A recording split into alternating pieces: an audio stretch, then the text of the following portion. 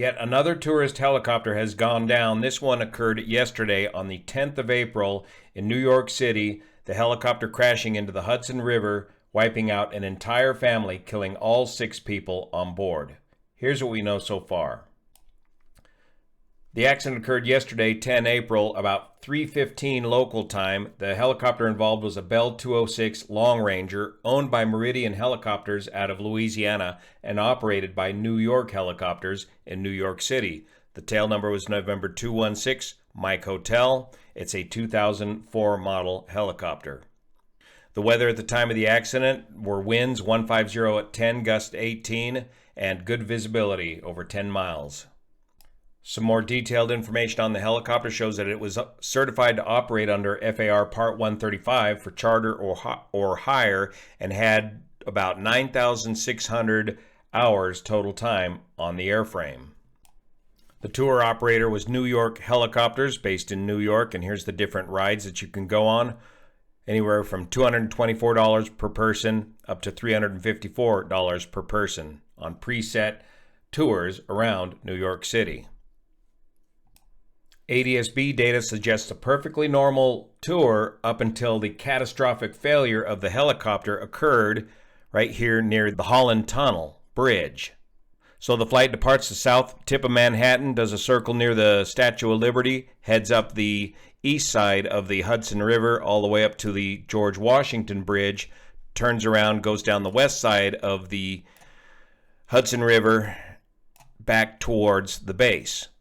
And looking at this data, the altitudes and ground speeds look perfectly normal right up to the end when something suddenly and very catastrophically went wrong with the helicopter.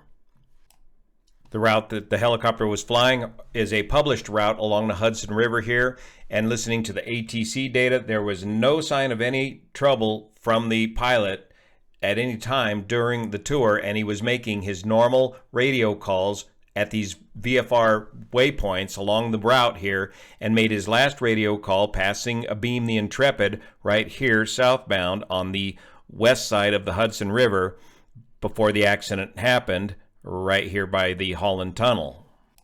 It's being widely reported that the CEO of New York Helicopters, Michael Roth, reported to the Telegraph that the pilot radioed in that he needed some more fuel. He wasn't running out of fuel. He was simply saying that I'm going to need another load of fuel before I continue to take more passengers. The Bell 206 has a 2-bladed semi-rigid rotor system as shown here, and it is connected to a transmission that looks like this here. The transmission is mounted to the airframe via these 2 V-shaped beams, one on each side of the transmission. And here's what it looks like if one of these beams should fail. The transmission is then connected to the turbine engine via this drive shaft, and then also connects to the tail rotor drive, either with a common shaft or a separate shaft. Inside this transmission is a very robust and reliable planetary gear system. Here's the drive shaft coming into the transmission, and the planetary gears, and the power going out to the main rotor. Here's a better view of the whole assembly. Here's the beams supporting the transmission into the airframe. Here's the drive shaft from the engine powering the gearbox. And here's the shaft powering the main rotor.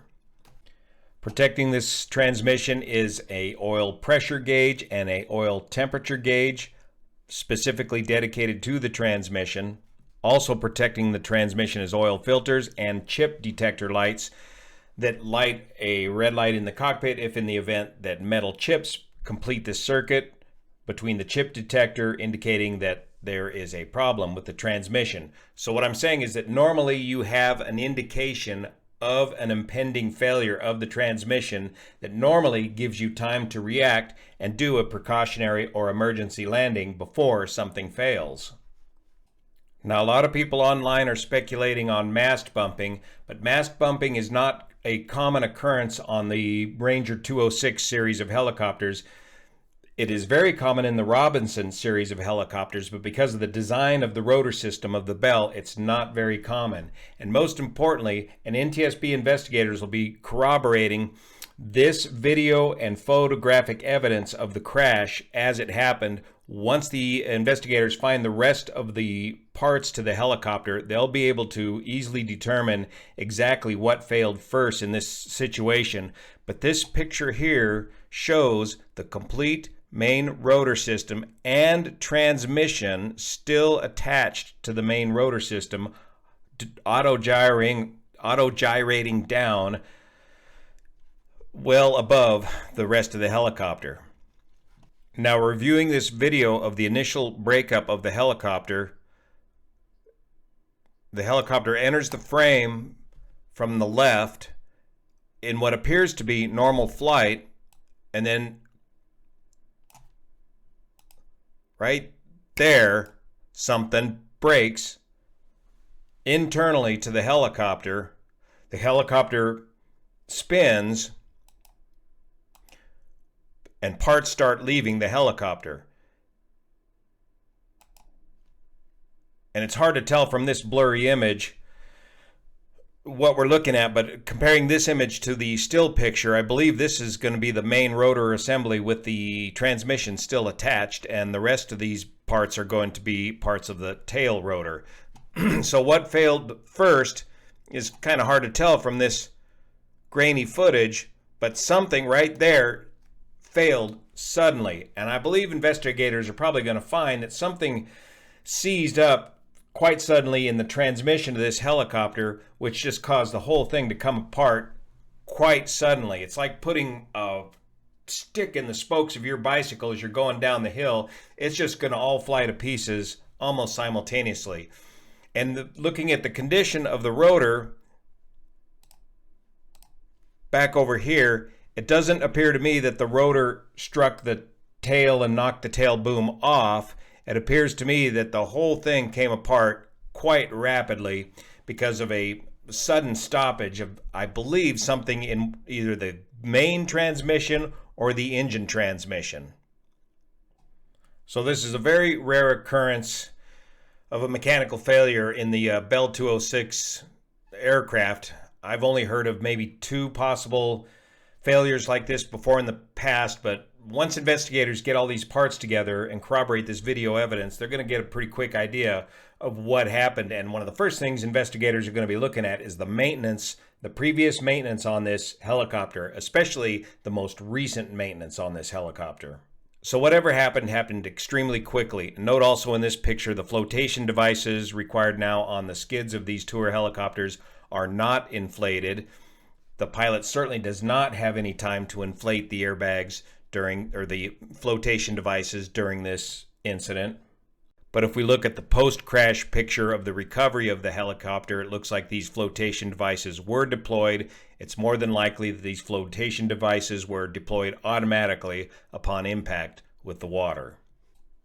Had this been a mast bump, again very rare in a 206 helicopter, the mast would have failed above the transmission. The transmission would not be attached to the mast and rotor system. Instead, the mast would have failed, more than likely, exactly where it was bumped by the rotor itself. That's the rotor exceeding the tilt angle on the mast. And here on this video on X, we can see the main rotors doing a perfectly stable auto gyro down with the transmission still attached. So once investigators find all the pieces of the wreckage of this helicopter, they'll be able to fairly quickly figure out exactly what happened here. Condolences to everybody affected by this tragedy.